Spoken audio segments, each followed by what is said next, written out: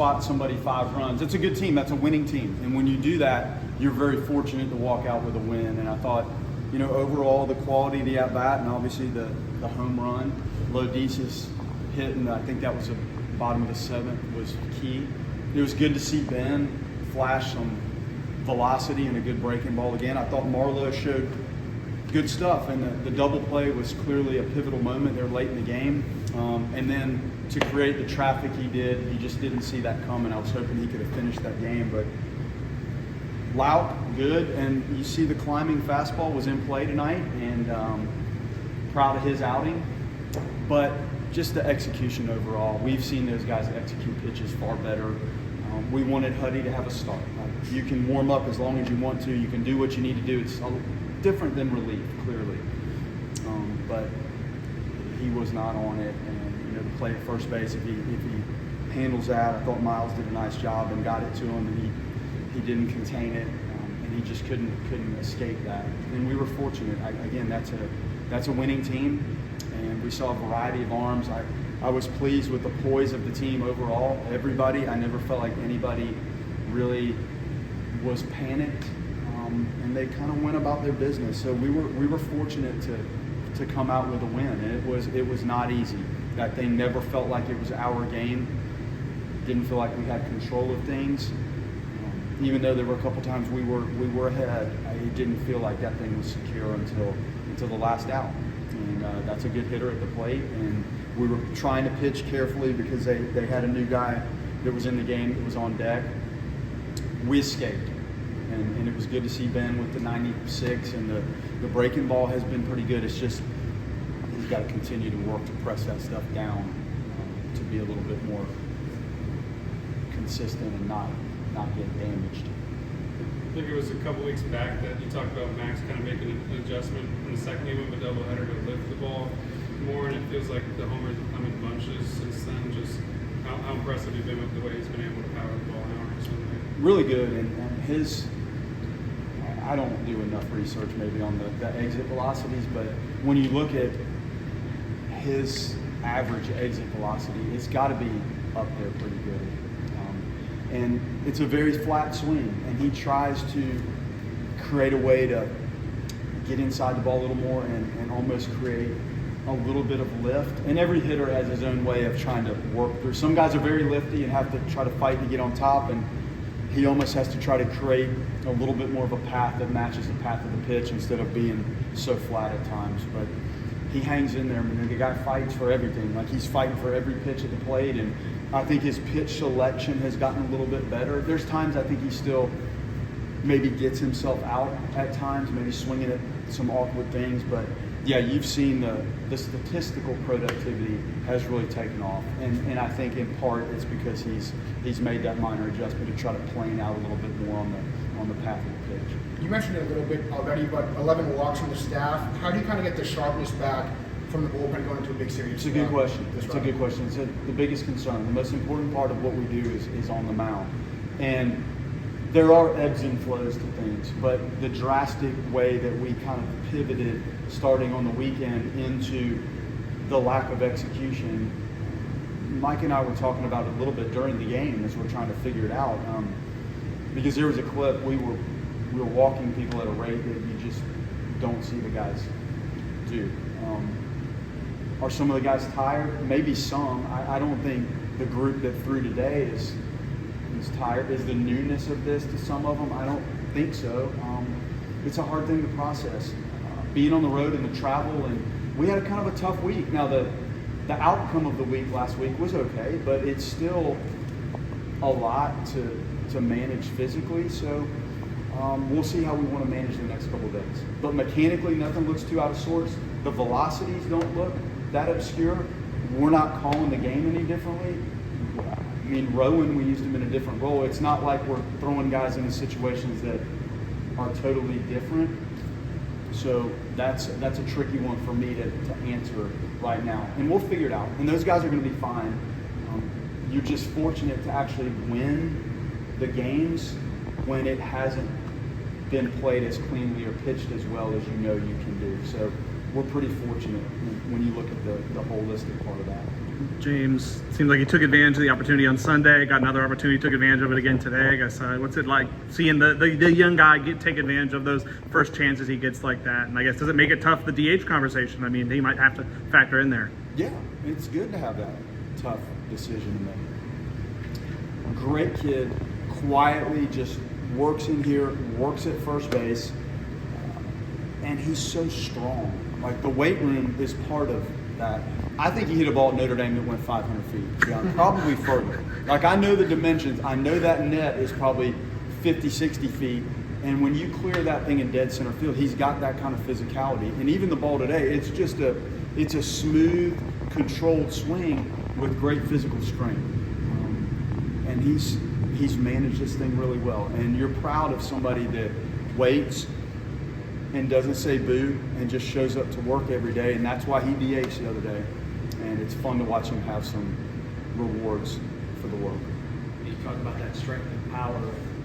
Is that what makes it feel like this could be sustainable with his kind of production for you guys in the lineup? With Hankerson? Yeah. Yeah, I mean, it's power really to all fields. And it's right-handed too. He hits balls right center field, right-handed too. These guys wait for these moments, and you just sometimes need to see the response when they get their moments. And he's earned more. And I'm proud of him. He's a great kid, my great student. Works so hard in this weight room, barefoot in the weight room. I've never seen somebody barefoot. The stuff that goes on in the weight room is beyond me a little bit. He's in there barefoot and no batting gloves and nothing on the bat, so he's just going to keep it all natural and keep going, Hanker. I guess you could look at Alex's hit as a game winner tonight. I mean, I guess the 2-run hit, probably about the last year. It feels like he flipped a switch from about a year ago to now, just the hitter he's become. I think he leads the nation in hits this season. I guess, what do you think has been the biggest difference for him from about a year ago to now? Just the gear he's found and felt he's been in pretty consistently. Well, you walk into a completely new program. Like, he had a good year. And then the transfer piece is in play, and he lands here, and he's in a space with guys he doesn't know, and we're fighting for positions, and we're trying to figure everybody out, and that's part of it. And I think just settling, like, he got off to a brutal start last year. Like, go back and look at his first month. You guys probably know the numbers better than I do, but man, and I just felt like this kid's playing hard. He's playing good defense. We're sticking with this thing. And he used to, like, Max is flat and sometimes a little steep down to it, where Lodi's was a little bit almost uphill, and we worked hard to kind of flatten him out. So when I say every hitter has things to work on, Lodi's figured out there was a lot of fly balls and a lot of foul balls. He was almost just underneath some of the stuff last year. He started to figure that out. He goes off and plays a little summer ball. We come back, we have a good fall. Again, I can't say enough about what Jamie Burleson does in the weight room with these guys. They're more physical. You see the physicality of these guys. His pitch selection has gotten better.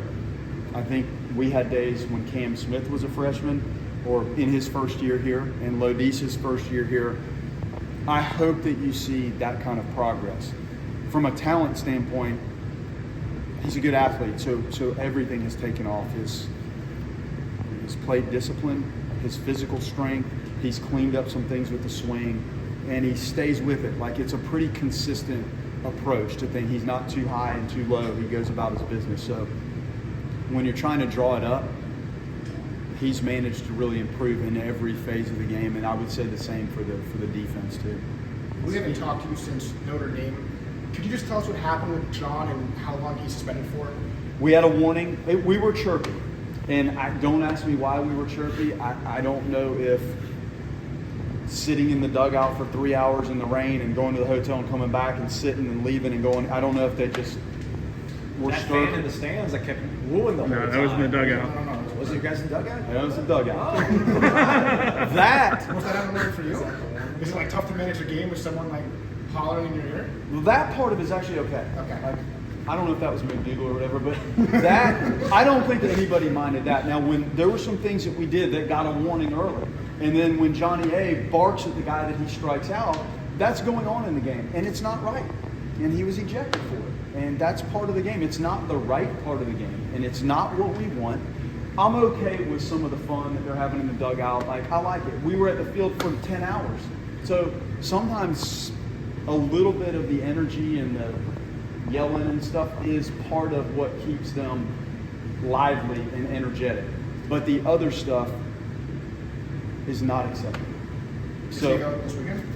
I think he's out Friday, if I understand his suspension correctly.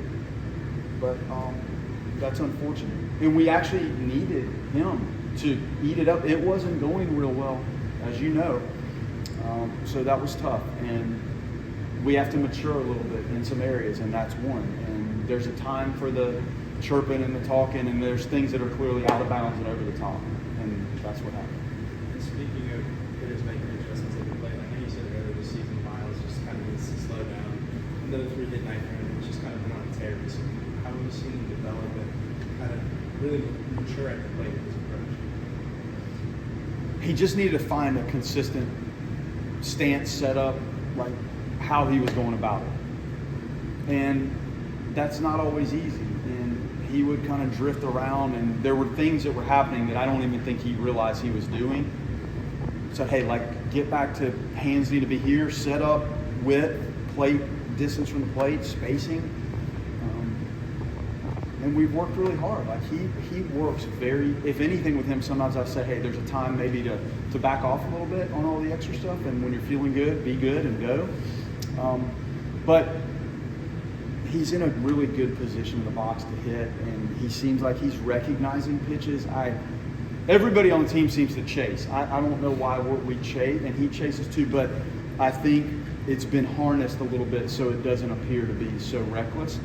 He's hung in there against some left-handed pitchers, and he's going to have to continue to do that because any chance they get, you know that's probably where they're leaning out of the bullpen to match up.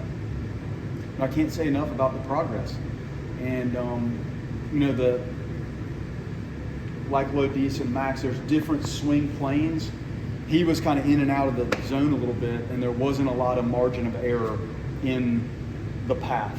So he slowly lengthened it out a little bit, and today the backside ground ball still hit 100 miles an hour, and it didn't look like it, but it was. And the ball he hit, then he hit one 117 miles an hour somewhere else. Like, you're starting to see a little bit more length in the zone and a little bit more spray around the stadium, which is good. And you still know that the juice is there. So when it lines up, those will still come.